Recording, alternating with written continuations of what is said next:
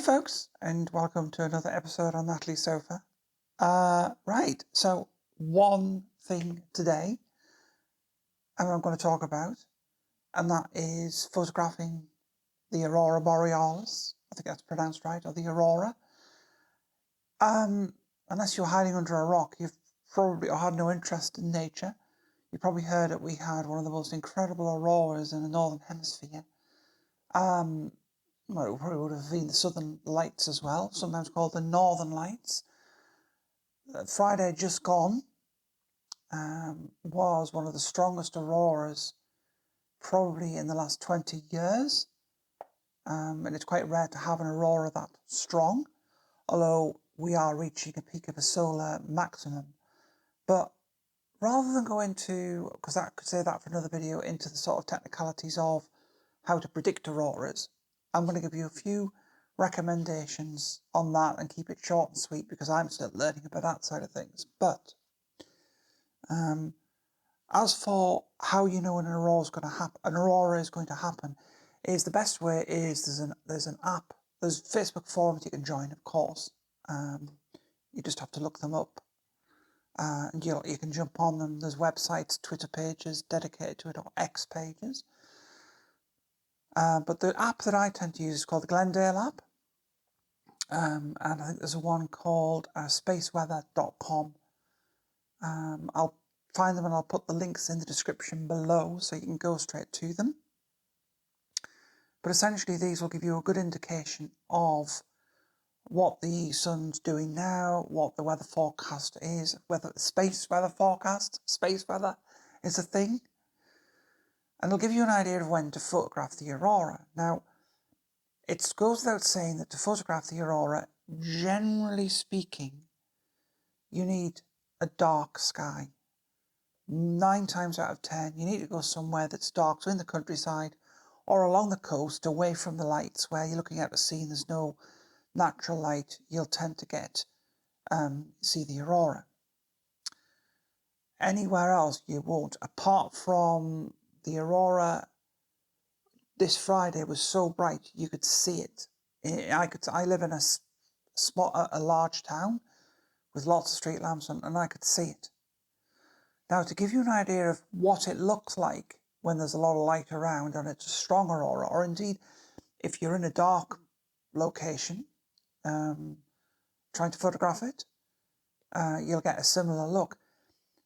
The human eye is not sensitive enough to see the colours in the aurora normally. You'll only see very faint colours. That was the exception, was the rule, because I actually for the first time witnessed the aurora with my own eyes. I wish I got some film of it and hoping we get a repeat of it, because I would love to do a bit of film of the aurora, but alas, I only have a little 5 shots I took as a sequence, which give you an idea of what the aurora moves like, because it's constantly in flux and moving. So basically, I'm going to put 2 pictures side by side here, and I took a selfie of myself. One, I have tried to get it roughly what the camera can see, and the camera can see all the colours. And I've sort of processed this and I've tweaked the saturation. And the other image, you can clearly see the other images, that the aurora is almost monochrome, and that's what you look for. You look for these streaks in the sky. And a strong aurora, a normal, ruling out what we had a few days ago, a normal strong aurora in a dark site, you'll probably see this monochrome sort of streaks in the sky, or you might see very faint greens, sometimes purples a bit strong, but it'll be very faint. I mean, it was so bright I could see it. I mean, I remember walking out the house excited to go and photograph the aurora, looked up and thought, hang on, I can see like streaks across the sky. I was like, that's got to be the aurora. And I did a quick, it's not great quality, so apologies, but I did a quick mobile phone, pointing my mobile phone up in the air, and just like jaw drop moment, and I'm like, the aurora, it's right in front of me. Well, not in front of me, right above me. And I'd never seen the like of it. So, and this was because it was such a strong aurora that it was stretching across the sky. The stronger an aurora, normally they just appear in the northern hemisphere. They appear in the northeast or the north. You have to look to the north or the east, somewhere in that quadrant. But this one was just so strong, it was just everywhere, east to west. Incredible. And I'd only grabbed one lens. So, enough of the story about how excited I got about that's maybe something for another time. What do you need to photograph the aurora? So you've worked out there's going to be an aurora. You've done your homework. What camera equipment do you use? Well, let's just go with the basics that you don't have a lot of equipment. So you've got, most people would have an APS-C camera, and most people would have an 18 to 55mm lens, which at its widest, which you're going to want the widest aperture, which would be about 18mm, is probably going to be f3.5 or f4, and that's fine for photographing the aurora. Absolutely fine for photographing the aurora. So you want to generally set as wide an aperture as you can. So the widest aperture on my lens, which I was using, is a 24 to 105, is indeed f4 to fixed aperture lens. Next though, you've got to work out a couple of things, which is first of all, the shutter speed that you're going to shoot at. So you've got your camera, you've got your lens. Now these, I'll put the calculation on the screen, but these calculations are based on a full frame camera. So basically it's called the 500 rule. Somebody did invent the 300 rule for a cropped camera. But with the 500 rule, you divide 500 by the focal length of your lens. And then I'll bring the formula on the screen, but you also factor in the crop factor of your lens to give you an answer of how long your exposure should be in seconds. Now, it's kind of accurate and it does work this, but having photographed auroras a few times now, I've tended to disregard the 500 rule, and I shoot typically 8-second exposures. Now, if I want to do a time lapse, which I'm going to try next time we get an aurora, there might be one tonight, I'm told, the night I'm filming. We're filming this on Tuesday. We're told there's a chance of an aurora tonight, actually. Not that we're going to see much because it's cloudy. Having said that, it is going to clear up. Fingers crossed. You can shoot at 4 seconds or 2 seconds, and you can experiment, but bear in mind, auroras don't, especially the one we got as good as Friday, don't come and go that often, and so you really want to get it right. So, you know, a safe bet for a normal exposure to get a decent amount of light in and keep the ISO setting quite low would be 8 seconds. Now, on a full frame camera, I was able to get away with around about ISO 1600 to around about ISO 3200 would give me a reasonably good exposure, depending on how bright the aurora it was. You know, when it got quite intense, I could do ISO 1600. When it dropped off a bit, which it does do, I was the ISO 3200. And on a weaker aurora, you might be all the way to ISO 6400. Or you might choose to keep the shutter open maybe a little bit longer, 10 or 12 seconds, or whatever your camera goes up to after 8. Usually it'll be about 10 seconds, I think. Might be 12, I can't remember. But you've got to experiment to a certain extent, depending on what your camera can do. But the same should apply to any camera, because f4, although it looks different based on what we call crop factor, it's letting the same amount of light in whether you're on a full frame camera or whether you're on a crop sensor or a micro four thirds camera. So the same kind of rules apply. 8 seconds. It's just that the smaller the sensor, you're able to open the shutter for a shorter amount of time before you get star streaking. And unless you want that effect, it's ideal that if you have the shutter open, say for 20 seconds on a full frame camera, you might get a little bit of streaking in the stars, but on a smaller camera like a micro four thirds, at that same 20 seconds, because the focal length is different and the crop factor is different. It messes up the formula for which lens, for how long the shutter's open for. And it's simply because a cropped sensor zooms in, so it exaggerates the movement, any movement in the camera. So the star trail, because you are cropped in, the star trail will look bigger. Because on a smaller camera, you're often looking at a more cropped in view, unless you happen to have a wider lens. So, but generally speaking, I found that I've used APS-C cameras and I've used full frame cameras, and 8 seconds worked for me on both my Fuji cameras when I did it before, and then I took my Lumix camera this time because it's obviously a bigger sensor, better in low light. So if you've got a full frame camera, all the better. So essentially that's what you're setting. You're going to need obviously a tripod. You've got to be mounted on a tripod. Turn your image stabilization off. You don't want your image stabilization on because the camera's on a tripod, and depending on the ambient temperature around, that can affect your camera stabilization. It could cause small micro vibrations. People walking past or just the slightest tap on the tripod could cause the OIS and the IBIS to vibrate, and they do the opposite of what you want them to do. So whenever you're on a tripod, and especially if you're doing a long exposure, turn your IBIS, your stabilization off. There'll be usually a switch on your lens or on your camera somewhere.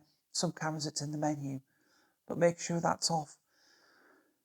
So, I mean, to recap, essentially you're going to be at around about 8 seconds exposure. You're going to be around about ISO, say, 3200, and you're going to be around about f4, which most cheap lenses, kit lenses, wide open, some of them are f3.5, some of them are f2.8. So some lenses are actually very wide, very bright, or very wide apertures, wide open. You know, Fuji's kit lens is an 18 to 55, and it's an f2.8 to f4, which means that it's wider, so you're actually f2.8.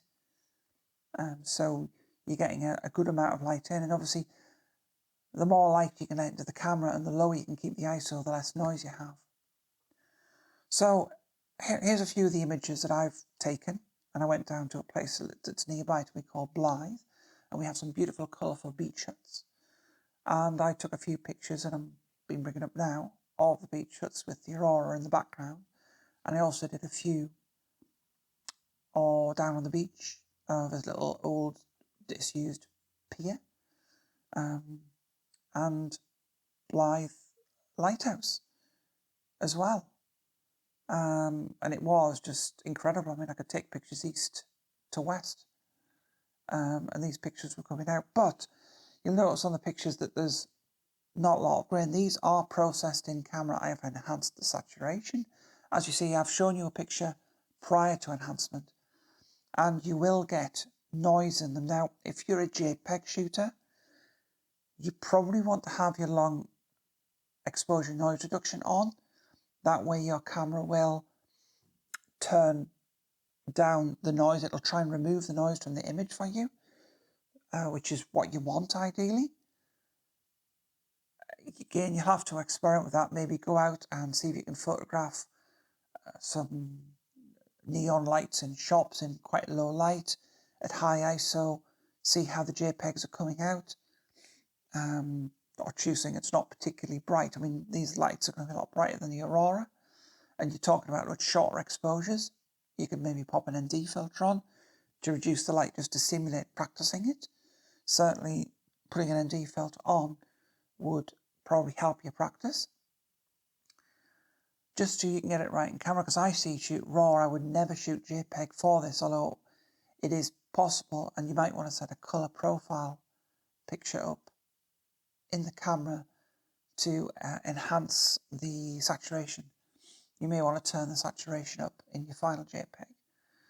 Remember, of course, that you can shoot RAW and JPEG in the camera, and that you can use your camera's RAW processor to create additional styles and JPEGs, especially in Lumix and Fuji cameras.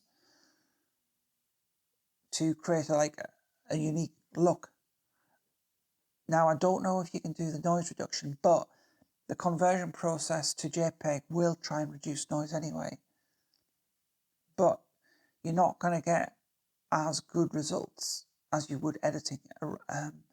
Aurora photography is challenging. That doesn't say that you should not do it, but it's a lot harder to do for a JPEG shooter. And I know a lot of people who've watched my channel will be JPEG shooters, but don't let it put you off trying.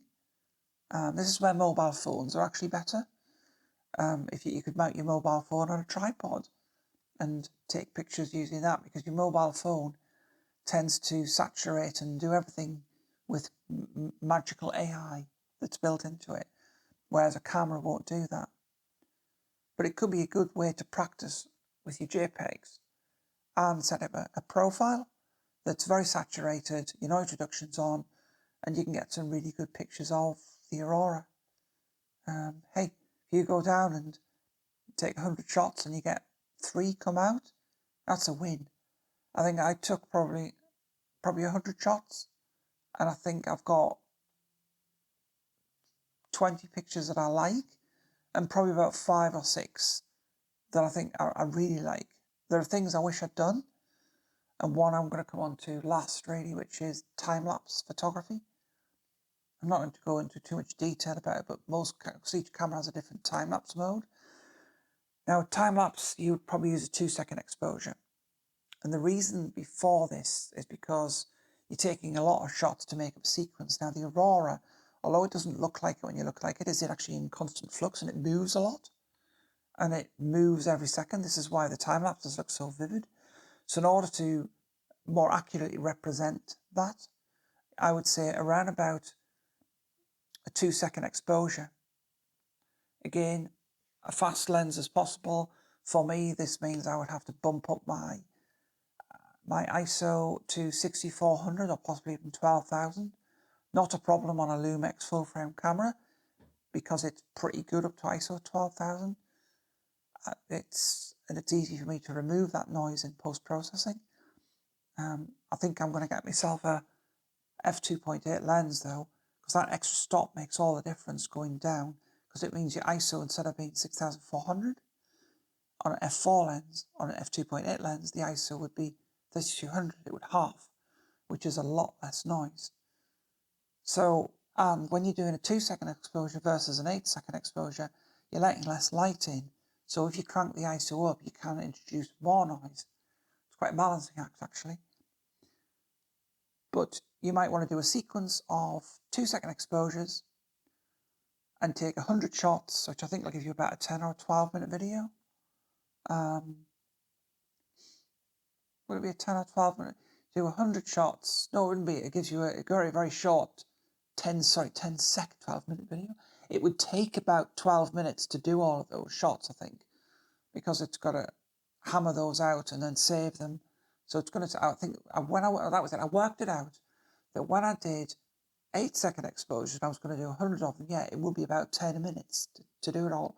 2-second exposures would be a lot less than that. So you're doing, each exposure takes, you're still talking around about 200 seconds plus any additional time in between that, like the gap in between that you tell the camera to make.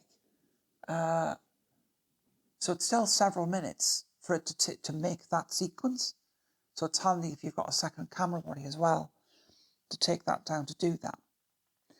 So that's what I want to try next time we get an Aurora, and hopefully get some of these wondrous sort of short videos. But if you just take 100 shots and you're going to play that back at 25 frames a second, you're only actually getting a 4 or 5 second, sequence of pictures. So equally, in order to get the time up, if you wanted to have a slightly longer sequence, you might have to take 500 shots, but that takes a long time to do. So it's a balancing act. But to get like a longer sequence, I could say, well, instead of 100 shots, 500 shots, it's going to take me 1,000 seconds, which is about 15 minutes. So if you wanted a longer sequence of 500 shots, and you played that back at 25 frames a second, that's going to give you, oh, that's doing my maths. 500, my maths head's not working. Is that 2 minutes, 20 seconds? Yeah, so 100 is, yeah, so 100 is 4 seconds. 1,000 is 40 seconds. It's 20 seconds, I was right, yeah. Correct me in the comments below if my maths head isn't working. I've been surviving on not a lot of sleep. I'm still recovering from the weekend. I was up at 4 o'clock, and then because there was another Aurora alert, I was up late as well. So I haven't had a lot of sleep. So my brain isn't in gear yet. So apologies if I'm a bit jaded tonight. I'm a little bit tired still. So anyway, that's pretty much what my adventure was, photographing the Aurora. You can do it with a single camera and a single lens and a tripod. I was a bit disorganized because I just wasn't ready for this Aurora. Be prepared, keep an eye out, watch the Aurora news, join groups who will tell you when there's going to be an Aurora. So you're ready for it. Have your Aurora bag packed and ready if you know there's one going to be there. Mine was packed, but I've unpacked it to use this camera, but I'll be repacking it up later. So it's ready to just grab my camera bag with my tripod, and I'm taking 2 tripods, 2 camera bodies. This time, 1 camera tripod is just a small one that I can pop the camera on, leave it doing a time lapse, whereas then I can have my main camera snapping away at photographs with my other lens while I'm time lapsing on the other one, or vice versa. As long as I can have 1 camera doing that, because you might miss something amazing. If your camera's in a 15-minute time lapse, you don't really want to go, no, the Aurora's gone mad, and yes, I'm going to get that in a time lapse, but I'd really like to take a picture here. So that's where, if you do have 2 bodies, do consider having 2 cameras, one set up for one thing and one set up for the other. Set your profiles up so that you can very quickly get your settings, because it's at dark, and take a torch, just a little one, so you can see what you're doing on your camera. If your camera has a night mode, turn it on, because that's handy as well. I'll not go into live view and that technical side, because again, it varies so much by camera. My Lumix camera is very difficult because you have to toggle it to constant preview on and off. My Fuji's a doddle. You just leave it on constant preview and it'll show you the exposure. Lumix cameras are like an old-fashioned DSLR in a way. You literally have to use the exposure meter. But once you know what the exposure settings are for your camera, you just need to compose the shot. You can use your mobile phone to help you if you've got a Lumix camera. Any of the cameras, just use the constant exposure simulation to compose your shot, and then adjust and take another one, adjust, take another one, and have fun and enjoy the wonders of the natural world, because I've ticked that off my bucket list.